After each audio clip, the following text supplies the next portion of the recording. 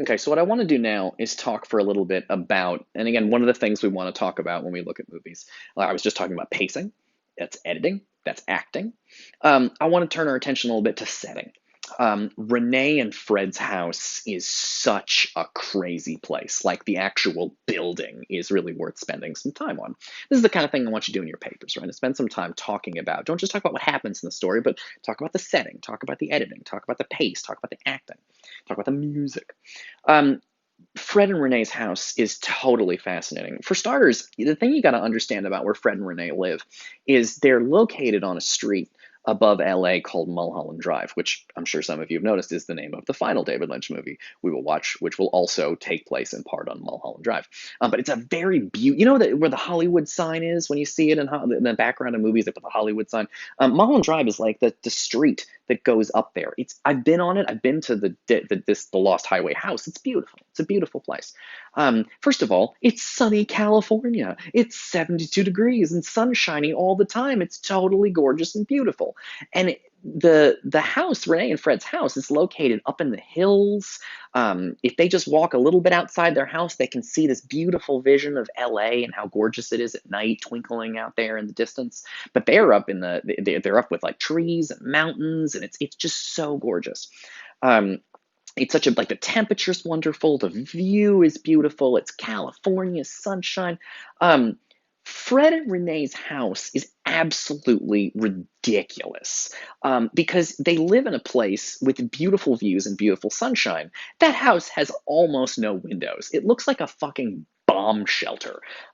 It's like, why would you do that? If you're going to build a house in California, it should be just glass everywhere so you can let all that gorgeous sunshine in. But Fred and Renee's house looks like a fucking bunker. There are windows, but they're like thin. There's like a very thin window here, and then just solid concrete. And then a very thin window here, and then a lot of concrete. And there is a little like there's two windows on the corner where Fred's looking out of in the opening scene of the movie, but he literally there's some kind of like metal mechanism. It's not just like curtains to block out the light. He's got some kind of automatic like he pushes a button and it goes. They live in they might as well live under fucking ground. Like I live in Brooklyn and I'm in like an underground apartment, like a below, like underneath a brownstone, and like there's no fucking light in here. But if I live in California, holy shit, I would want some light.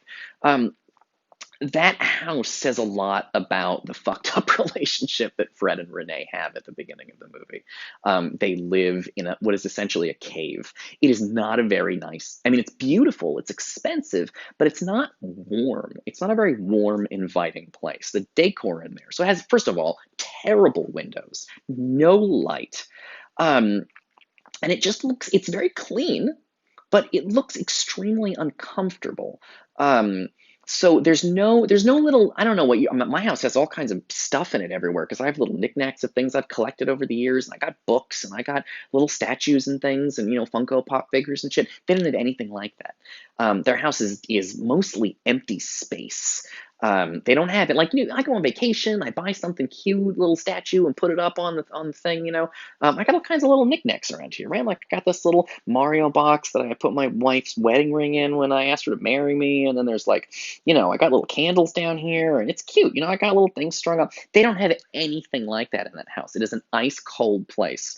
Um, it is also uh, the bedroom has like black silk sheets, which like they look fancy, but like it's not very inviting. It's not a very like black silk sheets.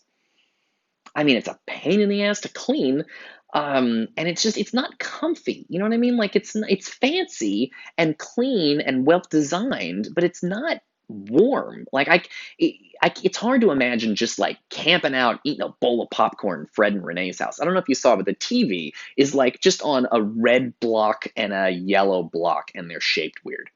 And that's like they don't, you know what I mean? Like it's a weird place to put it. There's like no furniture to make it comfy. It's not a friendly environment. Um, yeah, the colors are just kind of off. At one point, you see the phone in the bedroom is just like on the floor of the bedroom. Like it's a very odd place. Um, and it really reflects the kind of fucked up relationship that Fred and Renee have. Um, this is an unhappy bunker bunker, war zone. It's cold. Their relationship is cold because their sex isn't working. And so the house is cold to kind of tell you about the two of them. I also want to introduce at this point a word that's extremely important in David Lynch land. And the word is uncanny. A lot of my students know it because the X-Men, back in the old days, were the full title of the X-Men comic book was called the Uncanny X-Men. Uncanny we tend to use to mean strange. Uncanny it does mean strange. Uncanny is a word that means strange. So David Lynch movies, which are quite strange, are also uncanny. But uncanny has a slightly more specific meaning than that. Um, the definition of uncanny is when you see something familiar, but it's also strange at the same time. That is a very specific, weird thing. So if you see a monster, that would be strange. That would be unusual, but it's not uncanny.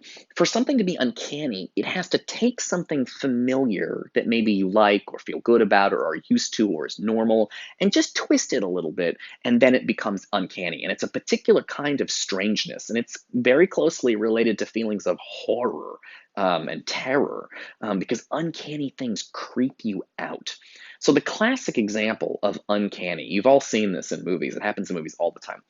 If you've ever seen a movie where someone's looking in the mirror and then they look like this, but the reflection doesn't move, like, oh, that's freaky. Like, it happens in Jordan Peele's Us, right? So she's in the fun house at the beginning of the movie and she sees herself and then the other self doesn't move.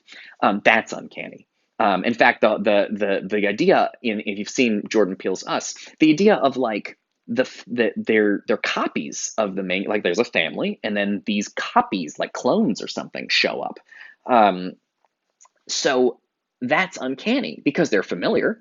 They're you, but they're not you. And that's uncanny. It's a particular kind of like dread and strangeness and horror that is created by taking something that should be a familiar, normal, nice thing and then twisting it a little bit so you get something uncanny. So like my reflection is a normal thing I see all the time, and if it's slightly different than me, that freaks me out. That's uncanny. Um, the interesting thing, the reason I bring up uncanny in this context is because the actual German word uncanny is like it's like anti-home, which is a weird thing to say, but it should be like your home, but it's twisted in some way so that it's like, because home is where you feel safe, where you feel comfortable, but uncanny is like home, but not. That's literally what the word means in its sort of background if you follow the word history of it. So Fred and Renee's house is deeply uncanny because number one, it's their home. So that's the most familiar thing to you is your home. Easy. That's a comfortable place to be. You watch popcorn, you watch movies, you sleep safe in your bed every night. But their house is deeply uncanny because you could literally, the characters get lost in it. Fred walks down a pitch black hallway and just vanishes. And then we see Fred, and then the camera pulls back and he's looking in a mirror and he's looking at himself in the mirror like he's never seen himself before or didn't know there was a mirror there. He has a dream about looking for Renee in the house and he hears her, but he can't find her. That's uncanny. It's a particular kind of horror. Hearing your wife's voice in your house is a common everyday occurrence, but not being able to find her in the house is deeply uncanny. And Fred's house is incredibly uncanny. It's not that big. It's a two-bedroom house. It seems like they have one bathroom, maybe two. It's not that big. It's got a skylight. But it's creepy how when you watch the movie, I would have trouble drawing a map of where the rooms are in the house because it's so confusing that characters literally they almost seem to get lost in their own home. So it's a very like weird, creepy zone. The dark shadows, the red curtain, the fireplace that the fire moves too fast. David Lynch sped up the film there for that. So the place that should be comfortable, that should be relaxing, that's your home, is presented by David Lynch as something creepy and uncanny and weird and strange. Getting lost in your own home is deeply weird. All right, pick it up in the next video.